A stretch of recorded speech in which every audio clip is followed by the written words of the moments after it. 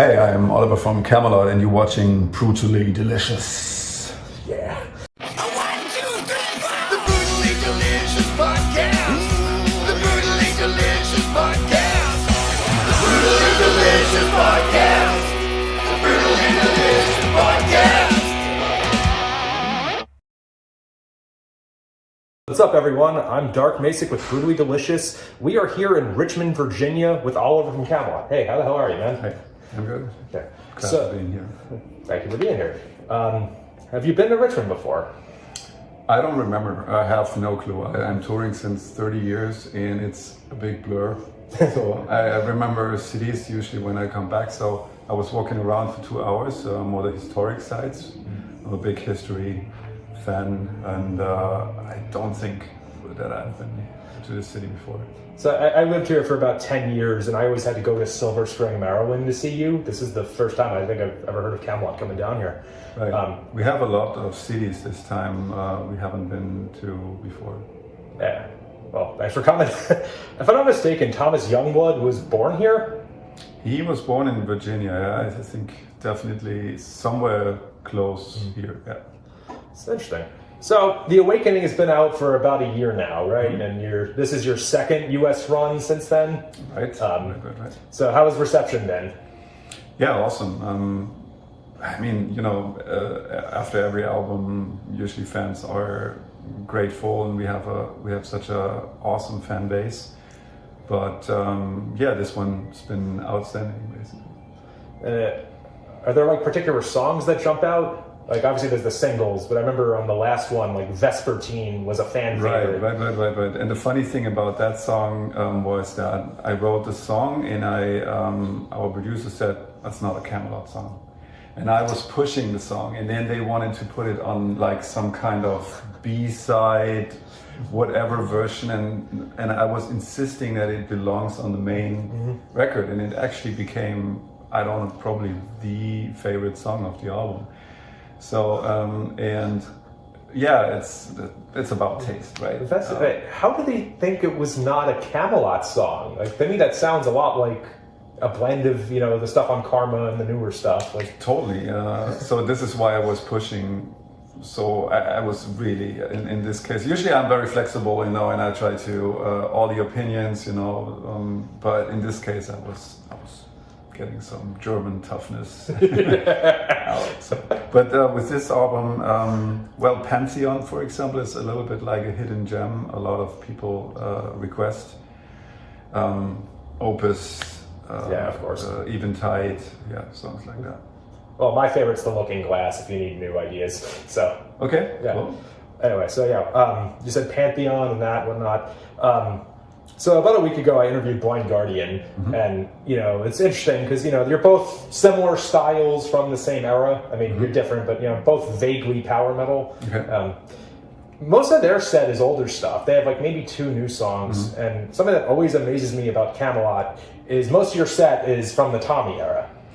Right, and even this time we have more new songs in the set than ever before, and we are in the happy position where fans really request new songs. So we have a lot of new songs, a couple of the classics, of course, but I played in a lot of other bands as well, like for example Doro Pesh. I played guitar for 8 years there, and we just played with her in Minnesota on that Milwaukee metal. Milwaukee Metal Fest, yeah.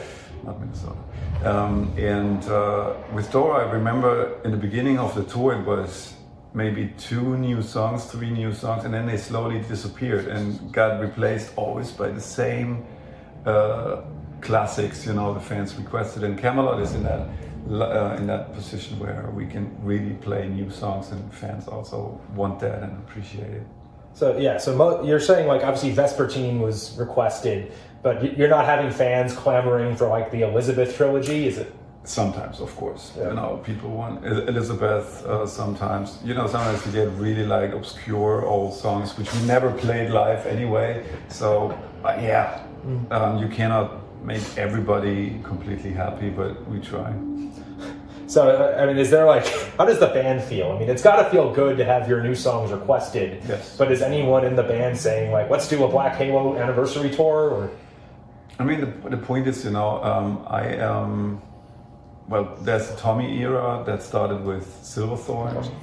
Alex is with us since the last record, basically. You know, Sean is, I mean, probably 10 years. Of course, that is our era, you know, where the band members are in, so that we would prefer those songs compared to the old songs, which we are not so attached to in the end.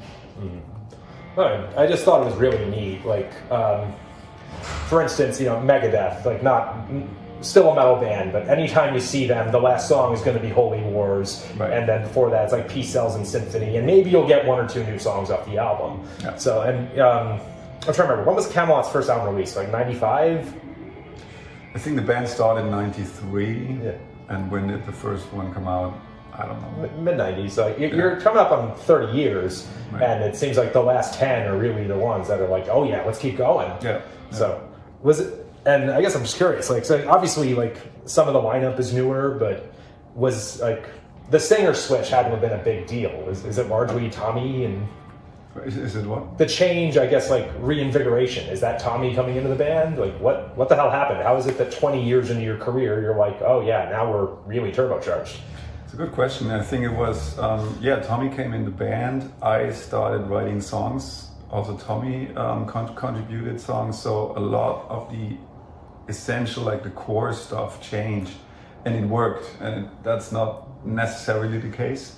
But in our case, the songwriter team worked, you know, and so that was very important. And of course, Tommy, you know, a cool, young, great singer in the band. Of course, it kicked our ass. So but it was not a given that it would work out. You know, we were all a bit stressed at that time. I remember. I mean, I was a fan at the time, and I remember thinking, like, I'm glad I was wrong, but how would they ever continue without Roy Khan? Right. And then I saw the tour announcement where you had Fabio for a tour, right? Yes. And I was like... It was Fabio and Tommy at the same time at a certain point, you know. They were both singing, actually, you know. I didn't know they did a tour together. That's funny. I mean...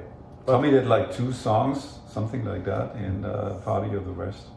I mean, you can't go wrong with Fabio, but... No, he's such an amazing singer. Very stable. Besides partying, drinking, smoking, you know, but he's so resilient.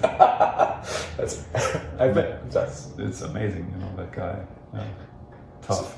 Well, every time I see him on 70,000 Tons of Metal, because he goes there with Rhapsody sometimes and with like Angra. I think there was a third band I saw him with, I'm just forgetting. He's always like smoking a cigarette, and I mean, but still sings like a goddamn bird. He's the prototype Italian guy, you know. He loves life, and it's awesome, very awesome.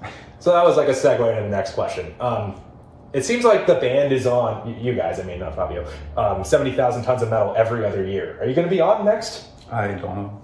I really don't know.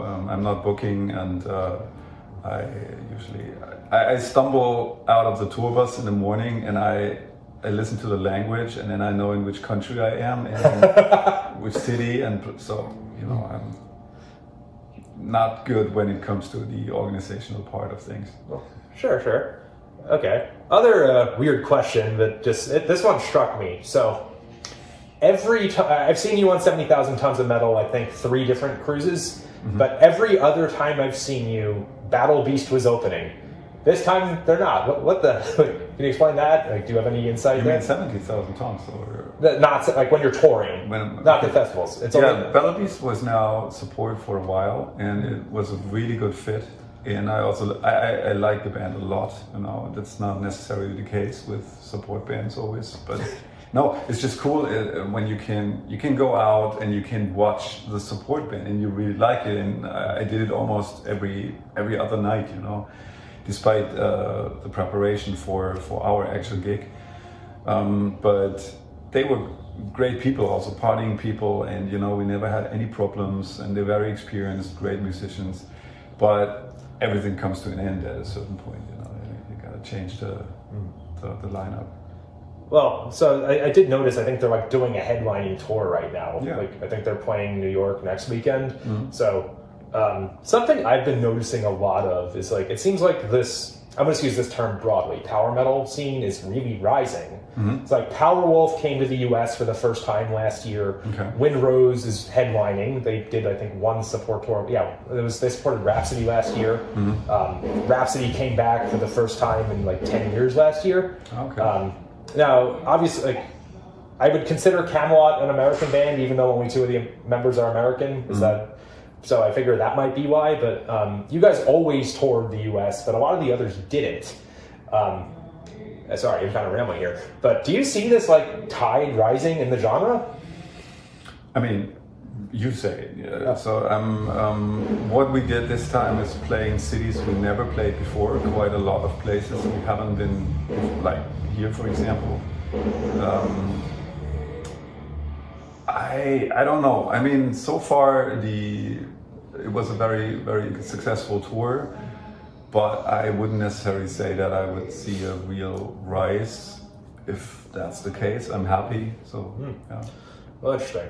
So I guess just last thing to wrap things up. So you guys are generally putting out an album like every 2.5 years or so, maybe 2.5, 3? 3, 4 years. Yeah. So what's the timeline like for the next one? Like you tour for this one for another year, and then gonna start songwriting probably beginning of next year, and then next year is reserved for songwriting and few festivals, maybe South America touring, but aside from that, it's mainly focusing on the next record.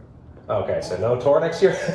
I don't think so. No, definitely not European or US. Some smaller things here and there, maybe. Well, sure. We need the time.